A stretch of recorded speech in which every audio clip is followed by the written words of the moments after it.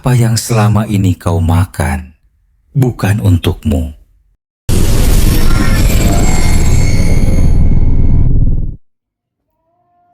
Rumah kami di pinggiran kota terasa hening, terlalu hening untuk sebuah rumah tangga yang mendambakan anak.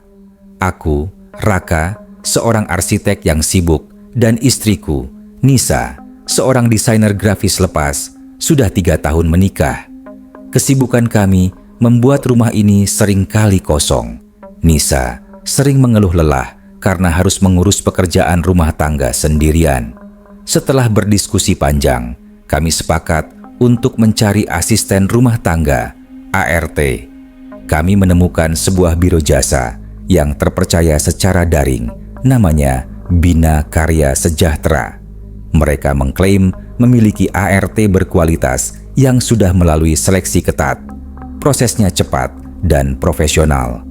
Kami mengisi formulir dan dalam beberapa hari mereka mengirimkan data seorang calon bernama Mirah. Foto dalam profilnya memperlihatkan seorang wanita paruh baya dengan senyum ramah dan mata yang teduh. Usianya sekitar 45 tahun dan pengalamannya sebagai ART sudah lebih dari 20 tahun. Nisa merasa cocok dengan profilnya dan kami pun langsung menyetujui. Hari kedatangan Mirah tiba. Hujan deras mengguyur kota, seolah langit ikut bersedih. Mirah datang dengan taksi, membawa sebuah koper kecil yang tampak usang. Saat dia masuk, suasana rumah langsung berubah.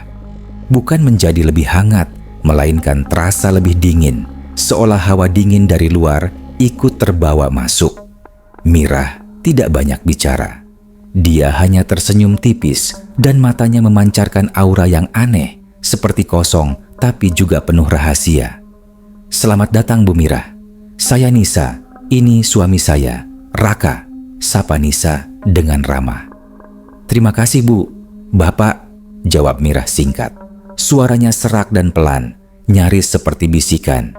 Kami menunjukkan kamarnya yang berada di belakang, dekat dapur. Kamar itu kecil tapi bersih. Mirah hanya meletakkan kopernya dan langsung bergegas ke dapur. "Biar saya siapkan teh hangat untuk Bapak dan Ibu," katanya. Kami melihatnya dari ruang tengah. Gerakannya sangat cepat, nyaris tanpa suara. Kami mulai merasa ada yang aneh, tapi kami mencoba mengabaikannya. Mungkin dia hanya gugup, pikirku. Sejak hari itu, Mirah bekerja dengan sangat efisien. Rumah kami menjadi bersih, rapi, dan selalu tercium aroma masakan yang lezat. Awalnya, kami sangat senang. Kami merasa menemukan harta karun. Mirah memasak masakan-masakan tradisional yang kaya rasa. Nisa yang biasanya tidak suka makan banyak, kini lahap menghabiskan masakannya. Aku pun begitu. Kami merasa stamina kami meningkat, meskipun ada satu hal yang mengganggu. Setiap kali aku bertanya tentang menu makan malam, Mirah selalu menjawab, "Biar saya yang siapkan, Pak. Bapak dan Ibu pasti suka." Dia selalu menolak jika Nisa ingin membantunya di dapur dengan alasan, "Ini tugas saya, Bu. Ibu istirahat saja." Sikapnya yang tertutup dan gerakannya yang terlalu senyap mulai membuat kami merinding. Terkadang kami mendengar suara-suara aneh dari dapur saat tengah malam, seperti gesekan benda tajam dan bisikan-bisikan yang tak jelas. Ketika kami periksa, dapur selalu kosong dan bersih.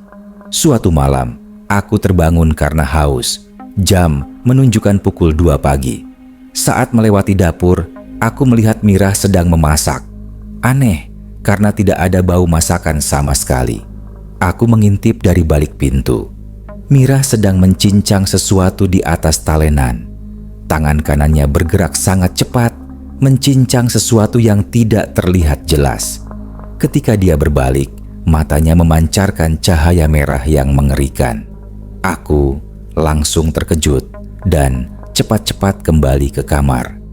Keesokan harinya, aku mencoba menanyakan hal itu pada Nisa, tapi dia hanya menganggapku terlalu banyak bekerja, sehingga berhalusinasi.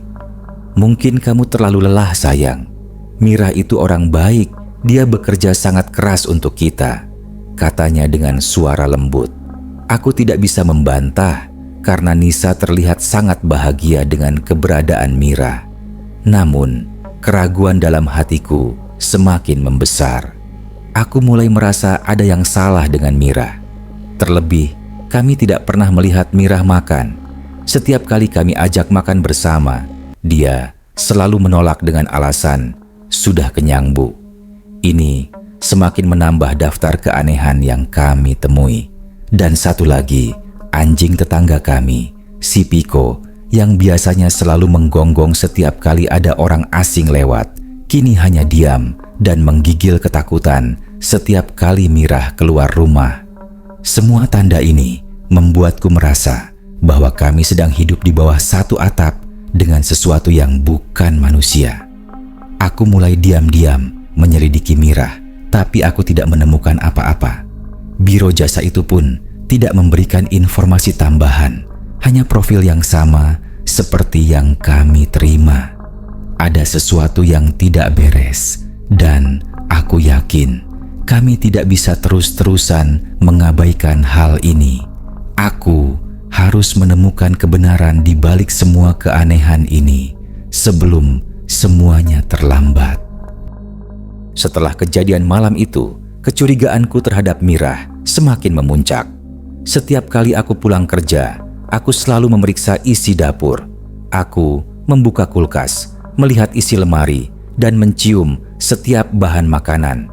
Semuanya tampak normal. Sayuran segar, daging ayam, ikan, semua ada di tempatnya. Namun, ada satu hal yang mengganjal. Meskipun Mira memasak setiap hari, kami tidak pernah melihatnya berbelanja. Setiap kali aku tanyakan, dia selalu menjawab, "Oh, sudah saya beli, Pak. Kebetulan ada tukang sayur keliling." Padahal, di komplek perumahan kami, tidak ada tukang sayur keliling yang rutin datang. Puncaknya terjadi pada suatu sore. Aku sedang duduk di ruang kerja, menyelesaikan beberapa desain, ketika hidungku menangkap bau yang sangat busuk. Bau itu seperti bangkai tikus yang sudah membusuk selama berhari-hari. Aku mencari-cari sumbernya, mulai dari gudang, kamar mandi, hingga di bawah sofa. Baunya semakin kuat saat aku mendekati dapur. Aku melihat ke arah Mira yang sedang memasak. Dia tidak terlihat terganggu sama sekali. "Mira, ada bau busuk ya?" tanyaku. Mira menoleh, wajahnya datar. "Tidak, Pak, mungkin dari luar," jawabnya. Aku curiga. Bau itu terlalu kuat untuk datang dari luar. Aku membuka tempat sampah di dapur, tapi isinya hanya sisa-sisa sayuran dan kulit bawang. Bau busuk itu tidak berasal dari sana. Aku mulai menyusuri sudut-sudut dapur, hingga akhirnya aku melihat sebuah panci besar yang ditutupi kain di sudut ruangan, di balik kulkas. Panci itu tidak pernah aku lihat sebelumnya. Aku mendekat dan baunya semakin menyengat. Rasa penasaran mengalahkan rasa takutku. Aku mengangkat kain penutupnya. Di dalamnya ada sisa-sisa potongan daging yang sudah menghitam, berlendir, dan dipenuhi belatung. Daging apa ini? Potongan daging itu tidak terlihat seperti daging ayam atau sapi. Bentuknya aneh dan teksturnya seperti daging yang sudah lama membusuk. Aku langsung mual. Aku segera menutup kembali panci itu. "Apa yang Bapak lakukan?" tanya Mira tiba-tiba. Suaranya dingin dan menusuk. Aku terkejut. Bagaimana dia bisa tahu aku ada di sana? Ini panci apa, Mira? Kenapa ada di sini?" tanyaku, berusaha mengendalikan suaraku yang bergetar. Mira menatapku tajam. Senyumnya menghilang, digantikan oleh ekspresi yang sulit diartikan. "Itu untuk anjing, Pak," jawabnya. "Anjing tetangga." Jawaban itu tidak masuk akal. Anjing tetangga, si Piko, tidak pernah diberi makan oleh Mira. Justru, Piko selalu ketakutan setiap kali melihatnya. Aku mencoba mencari penjelasan lain, tapi Mira langsung kembali ke kompor, seolah percakapan ini tidak pernah terjadi. Aku kembali ke ruang kerja. Pikiranku dipenuhi oleh panci busuk itu. Apa sebenarnya yang dimasak Mira? Dan apa yang selama ini kami makan? Keraguan itu membuatku tidak bisa berkonsentrasi. Aku merasa mual dan perutku terasa tidak enak. Aku memutuskan untuk tidak makan malam. Nisa heran. "Kamu kenapa sayang? Kok enggak makan?" tanyanya. Aku enggak enak badan. Kayaknya masuk angin. Jawabku berbohong. Malam itu, saat Nisa sudah terlelap, aku diam-diam turun ke dapur. Aku melihat Mira sedang mencuci piring. Gerakannya sangat cepat dan rapi.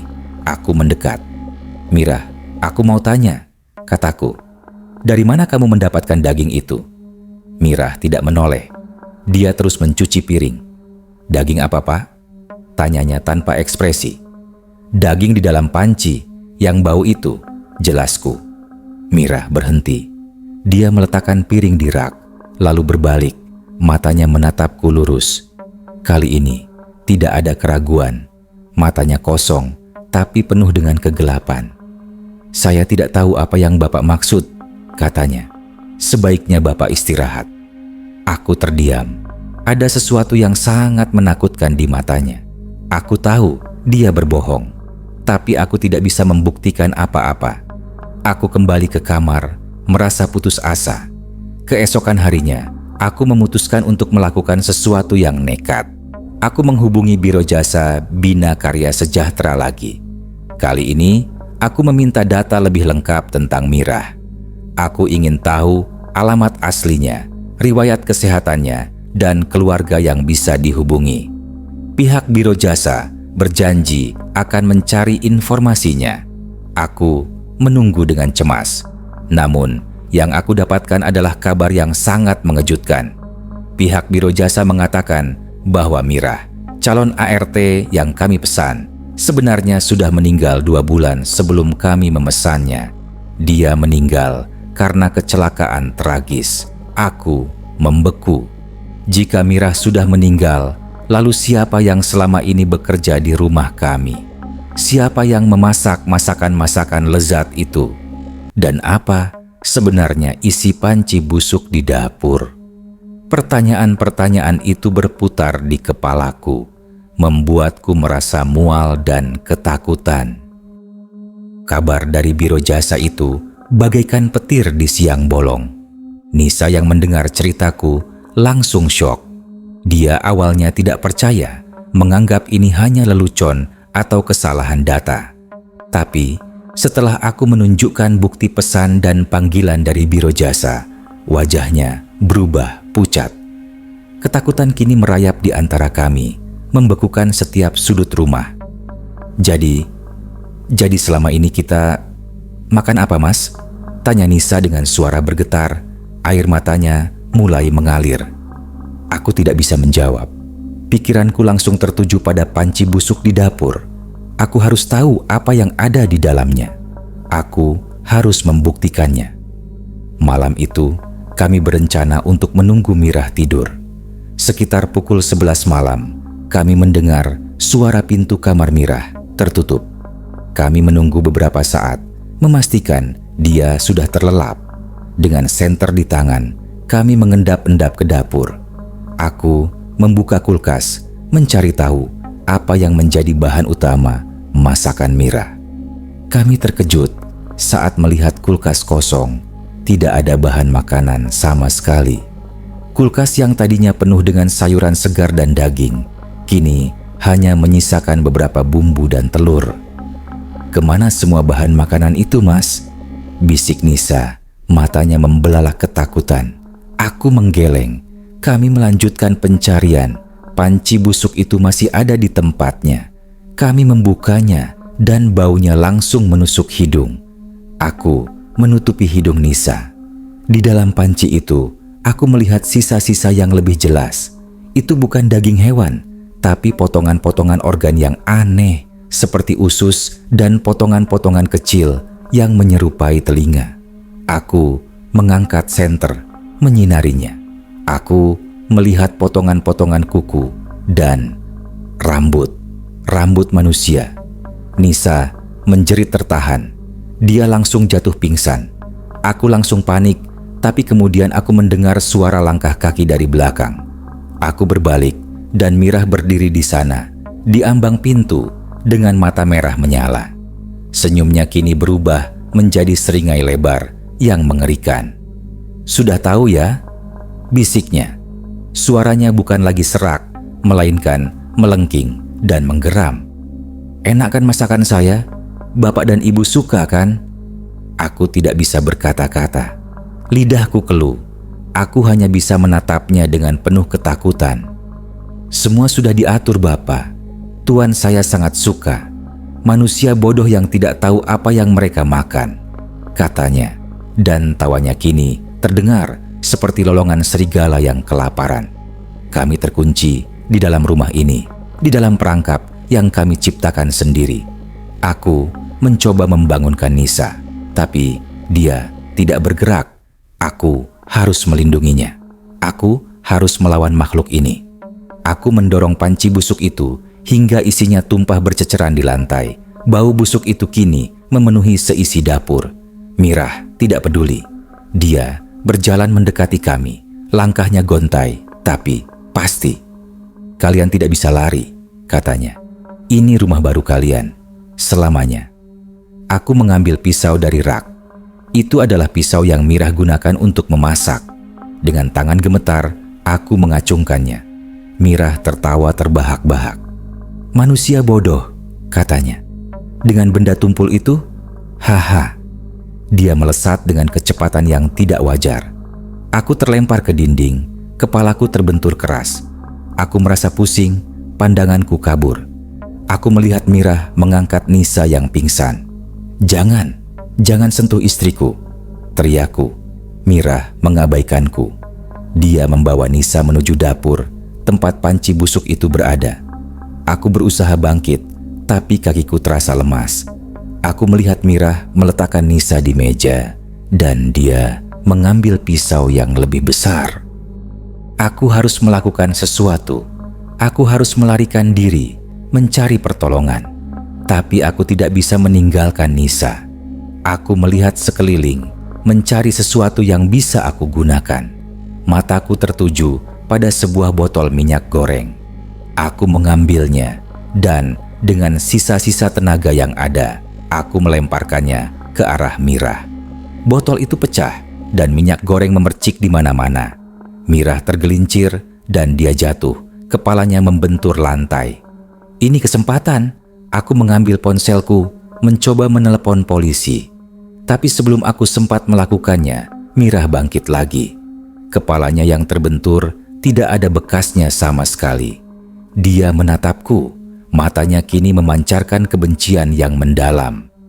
"Kau berani-beraninya melawan tuanmu?" tanyanya. Aku tahu aku tidak bisa menang melawannya, tapi aku tidak bisa menyerah. Aku melihat ke arah Nisa. Dia masih pingsan. Aku harus membawanya keluar dari sini. Aku tidak tahu apa yang harus aku lakukan. Tapi aku tidak akan menyerah. Aku harus melawan makhluk ini, apapun yang terjadi. Aku akan melindungi Nisa, dan aku akan mengungkap misteri di balik Mirah. Kekuatan Mirah jauh di luar nalarku. Dia melesat seperti angin, mengabaikan hukum fisika.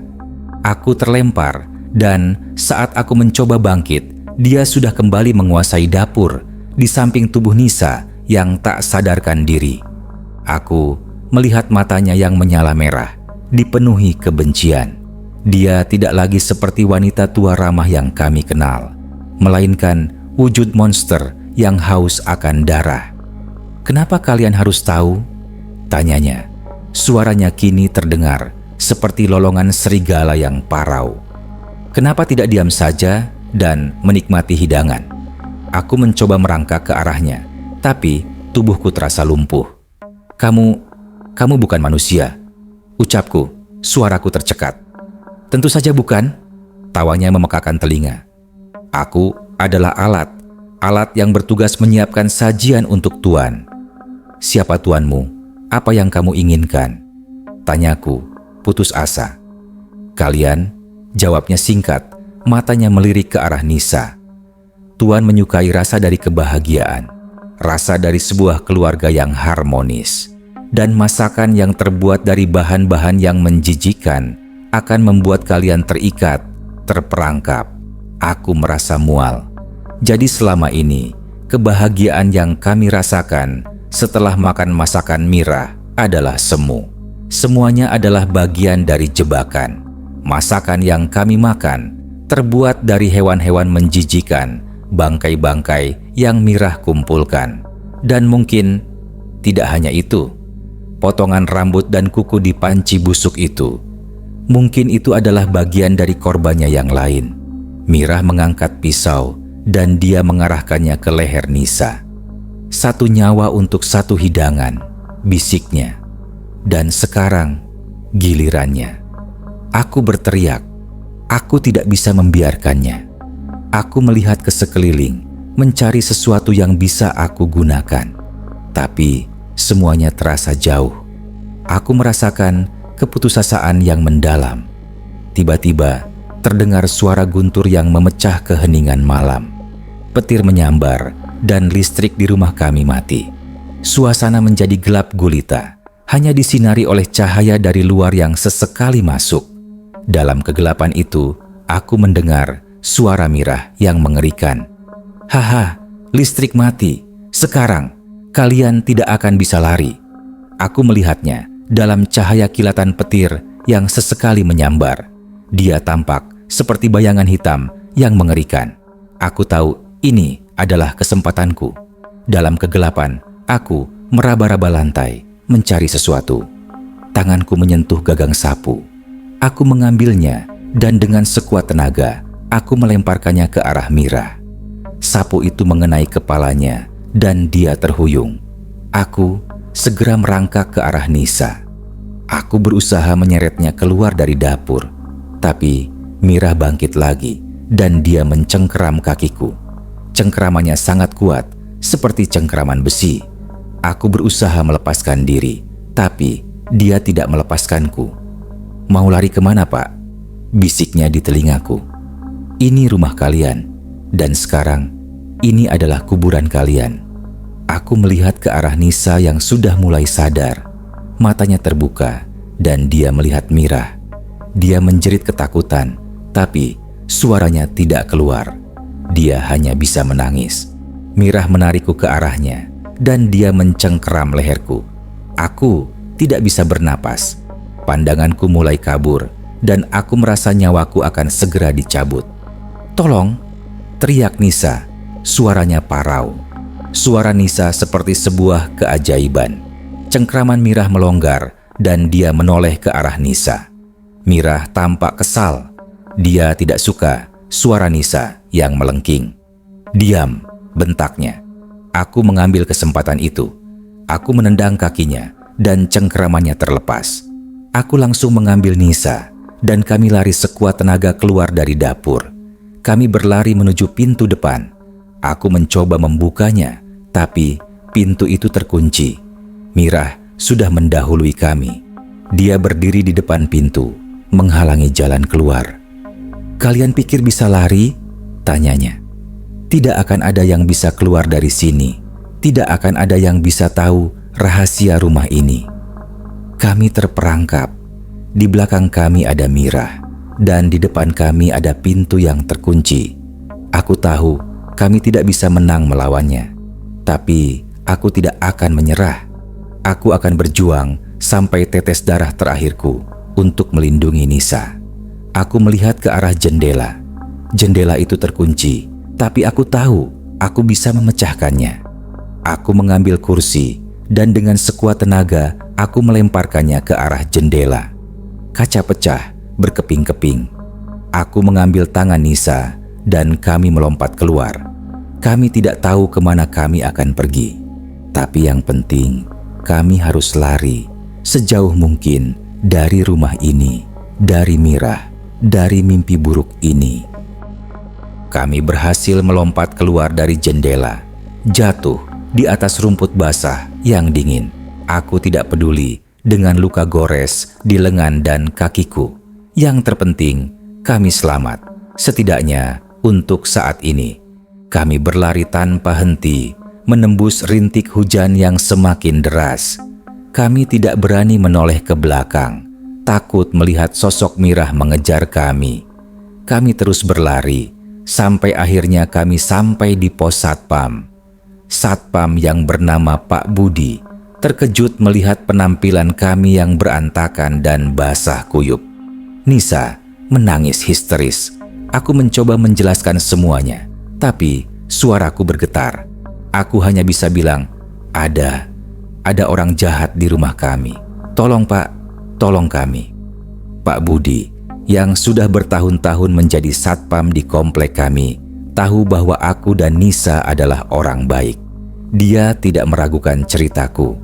Dengan sigap, dia langsung menghubungi polisi. Beberapa menit kemudian, mobil patroli polisi datang. Aku menjelaskan semuanya kepada polisi, mulai dari kecurigaanku, panci busuk itu, hingga penampakan Mirah yang mengerikan. Polisi mendengarkan ceritaku dengan wajah skeptis. Mereka menganggapku berhalusinasi atau stres. Namun, karena mereka melihat kondisi kami yang menyedihkan, mereka akhirnya memutuskan untuk ikut ke rumah. Kami kembali ke rumah dengan mobil patroli. Pak Budi ikut menemani kami. Saat kami sampai, rumah kami terlihat normal. Tidak ada tanda-tanda kerusakan, tidak ada jejak perkelahian. Jendela yang kami pecahkan kini kembali utuh. Pintu yang kami yakini terkunci kini terbuka. Aku dan Nisa saling pandang. Apakah kami bermimpi?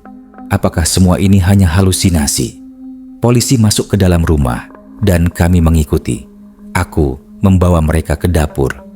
Di sini Pak, di sini panci busuk itu berada, kataku, menunjuk ke sudut ruangan. Tapi panci itu tidak ada. Dapur terlihat bersih dan rapi. Tidak ada bekas minyak atau pecahan beling. Tidak ada noda darah atau goresan di lantai. Semuanya bersih, seolah tidak pernah terjadi apa-apa. Mana panci yang Bapak maksud? Tanya seorang polisi. Aku terdiam. Aku yakin aku tidak berhalusinasi. Aku melihatnya dengan mata kepala sendiri. Nisa pun mengangguk, meyakinkan polisi. Dan jendela di sana, Pak.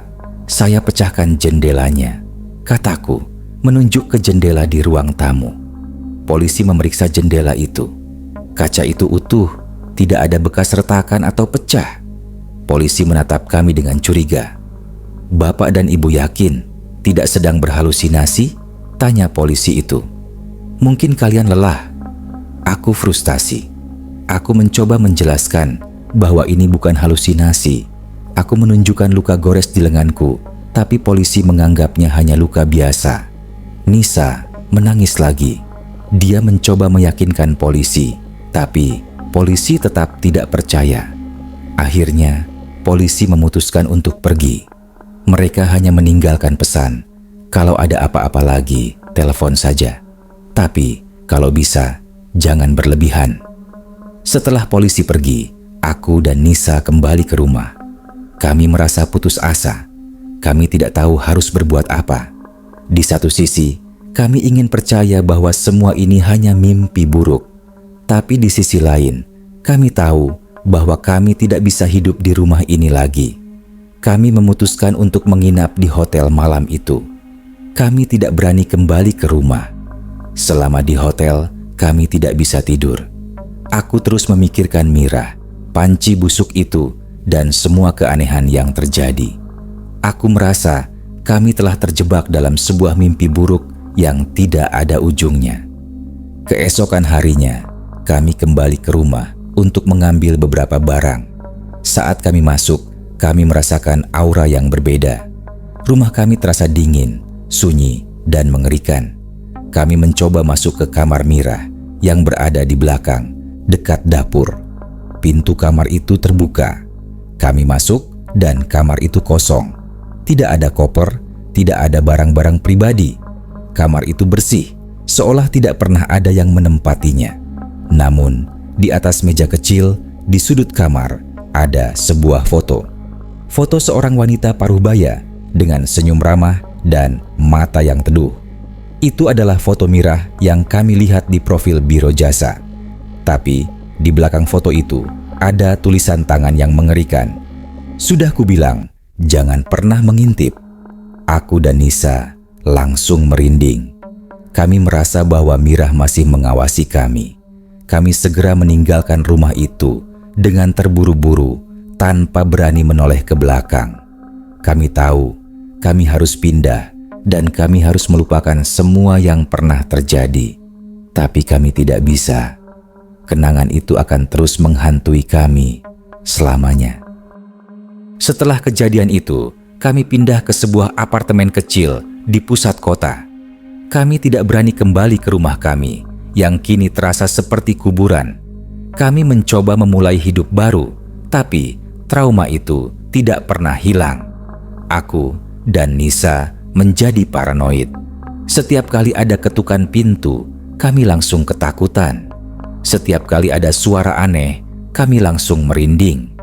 Kami tidak bisa makan masakan rumah dan hanya bisa mengonsumsi makanan dari luar yang kami yakini bersih. Kami mencoba mencari tahu lebih banyak tentang Mirah, tapi Biro Jasa Bina Karya Sejahtera sudah tidak ada lagi. Nomor telepon mereka tidak aktif dan alamat kantornya sudah kosong. Mereka menghilang, seolah tidak pernah ada. Ini semakin membuat kami percaya bahwa Mirah adalah bagian dari sebuah sindikat yang lebih besar. Sindikat yang berurusan dengan hal-hal yang tidak masuk akal. Suatu hari, aku mendapatkan email dari seseorang yang mengaku sebagai mantan rekan Mirah. Email itu tidak memiliki subjek dan isinya hanya sebuah pesan singkat yang mengerikan. Mirah tidak bekerja untuk manusia. Dia bekerja untuk Tuan. Tuan yang menyukai masakan dari korban yang tidak curiga. Pesan itu langsung membuat kami merinding. Jadi, Mirah tidak sendirian. Dia adalah bagian dari sebuah kultus atau sekte yang memuja makhluk jahat. Dan yang paling mengerikan, kami adalah korbannya yang tidak sadar. Setelah membaca email itu, kami memutuskan untuk pindah ke luar kota, jauh dari Jakarta. Kami ingin melupakan semuanya, melupakan mimpi buruk yang telah menghancurkan hidup kami. Kami memilih sebuah kota kecil di Jawa Tengah, di mana kami berharap bisa hidup tenang. Namun, takdir berkata lain.